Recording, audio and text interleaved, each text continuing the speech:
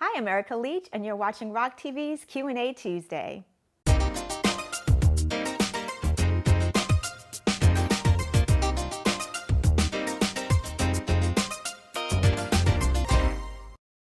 Today we have a letter from Miss Sam, and Sam writes, "Hi Erica, I love watching your Q&A videos. Excuse me for saying that you are badass." Thank you, girl. Anyway, okay, today my question is, I am an ICU nurse of 12 years and I have recently begun my legal nurse consulting business. I have marketing material together, created a cool website, developed an elevator speech, and even got a new wardrobe for my appointments. My problem is I freeze up just thinking about my attorney interviews. The thought of sitting in front of an attorney trying to convince him or her to give me business scares me. I am new at this, so how can I sell my experience when I really don't have any? My nerves are getting the best of me and causing me to avoid trying to get interviews. I'm confident on the floor, but not in the law office. So how do I get past this? Tip number 1, change your perception. Listen, when it comes to changing your perception, this is very critical to alleviating some of that fear. I think we all know that we create something in our mind from unreality, and we create a situation that's not real, and then we become anxious and frightened and afraid. But what you really want to do is you want to look at a situation based on reality. This interview, as you call it, you said that you start to freeze up when you think about having an interview with an attorney. Don't look at it as an interview. It's not. It's basically two business professionals meeting together, coming up with a strategy to max out outcomes for everybody involved. And that's what you're doing. You are now a business owner. You're a business professional, and you're meeting with a mastermind just like yourself, strategizing to come up with outcomes for your clients. So it's important for you to understand this is not an interview. It's the best thing is to get that completely out of your mind, because that brings fear. When you think of an interview, you might think of being in a room, in a chair with a spotlight on, and you're tied up to a lie detector machine, and they're going to check your credit and check your history and check your finances. That's not what this is at all. This is an opportunity for you to express your skills and abilities to this client because they really need your services. So remember, change your perception before you walk in the door, and that will help alleviate that fear and stress that you're going through some interview or interrogation process. Tip number 2, remember who you are. Nurses are very special people, and I'm not saying that just because I'm a nurse. I'm saying that because it's true.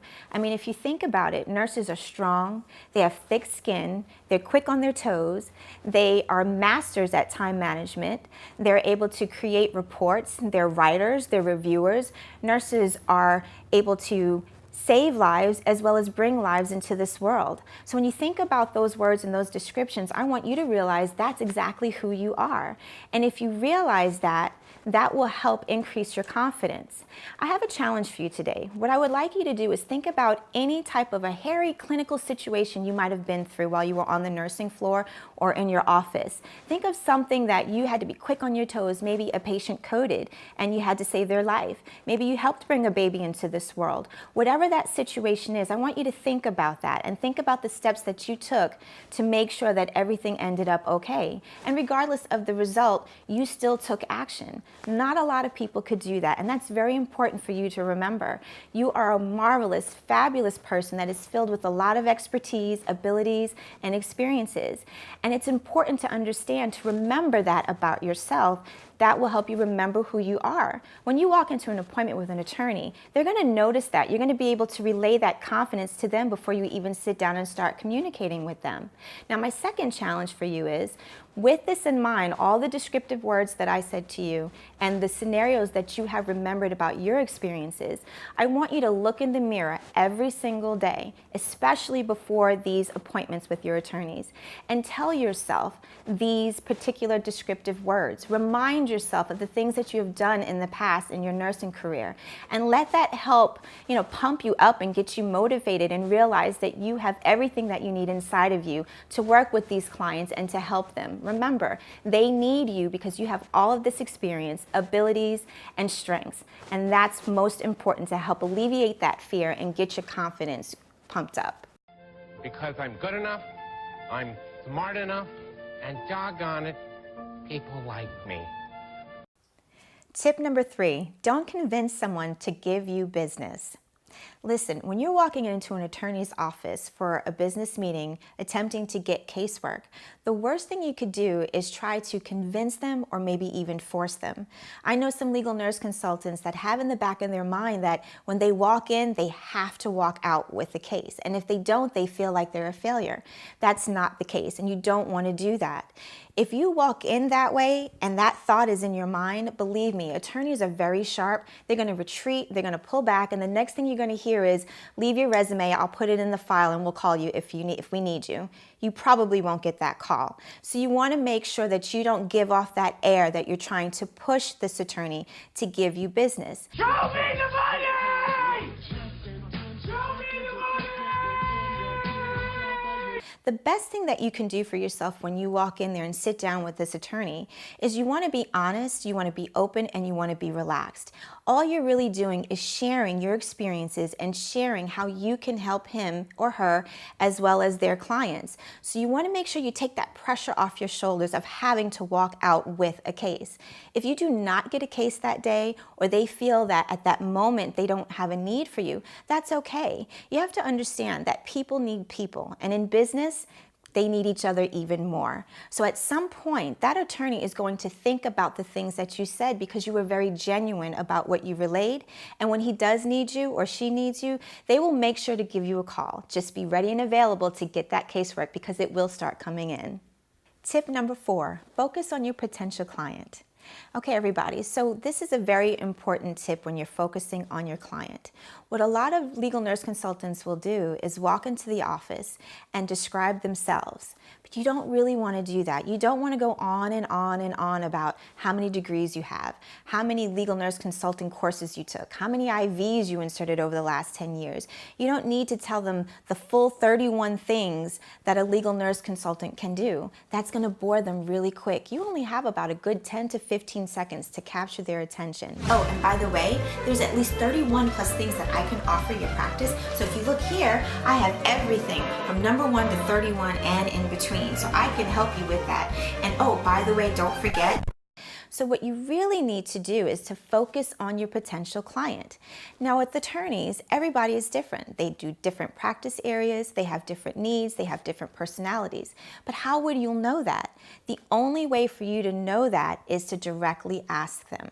So your goal is to ask the attorney a couple of questions, get them talking, and then listen to what they have to say. Now, of course, some of those questions could include, who does your casework? Who does your chronologies? Do you have a nurse reviewing your records? You can even ask the question, are you spending a lot of your time working on researching about surgeries and medical procedures? And can you afford to use that time instead on the legal aspects of a case? These are all great questions, but all you need to do is to ask 1 or 2, and that attorney will love to give you feedback. Now, here's the trick. You just sit there, you say nothing, and you listen. This is a very important component. You're paying close attention to the details, listening to everything that they say, and when they're finished, what you're going to do is reiterate to them what they just told you, but highlight the areas that you feel they could use help with, and you could provide services to help them. The interesting thing is some of these attorneys sometimes don't realize that they have a problem. They don't realize that they're losing time and wasting money. But when you come to the table after hearing their scenario, you can present to them ways that you can help them, and the light bulb goes off and they realize, hey, I really do need your services. So it's very important to make sure that you offer them your services, but focus on them first. They are the priority, not you. So Sam, listen, in your language, yes, you should be a badass. By that, I mean, you want to make sure you put all of your attention on the person that you're trying to help or the person that you're trying to offer your services to. So yes, you want to kick ass. You want to do that report. You want to go in. You want to kick in that business meeting, you want to get their attention. So I agree with you. That is a very important component to doing these business meetings with your attorneys. If you focus more of your time on how you can help them and how they can utilize your services, you will not have a drop of time to worry about yourself and what's going on with you. So make sure you just focus on your client, focus on the help that you're offering and the services that you have, your gifts, your abilities, and who you really are and what you bring to the table. And this will all be able to alleviate that fear, get you more confident and comfortable when you're ready to sit down in front of that attorney. And guess what? You're going to get a lot of work. I promise you. Just keep pushing it and you're going to do it well. Okay, Fab Nurses, I hope this conversation helped you a lot because I know this is something that a lot of legal nurse consultants struggle with in the beginning of starting their own practice. So I want to make sure you utilize all of the tips that we gave you. Now, most important, I want you to remember is to leave comments. So below this video box, we have a space for you. Leave your comments below so that all of us can get in communication with each other and share our experiences. Leave some tips and ideas, something that might have worked for you. Leave your successes, even include things that did not work for you. This is what we're supposed to do, is to help each other out. So make sure you include all that information below the video box. In the meantime as well, guys, if you like this video, make sure you go to social media world. Go to LinkedIn, Facebook, Twitter, anything else, and leave your comments, messages, send it to other people. Hey, even take a minute and take this link and send it to somebody that you know, somebody who's starting a business, a nurse entrepreneur, even a woman entrepreneur. I'm sure they'll be thankful. So guys, I'm very glad that you joined us today on Rock TV's Q&A Tuesday. Be brilliant and make sure you continue to use your gift to change the world.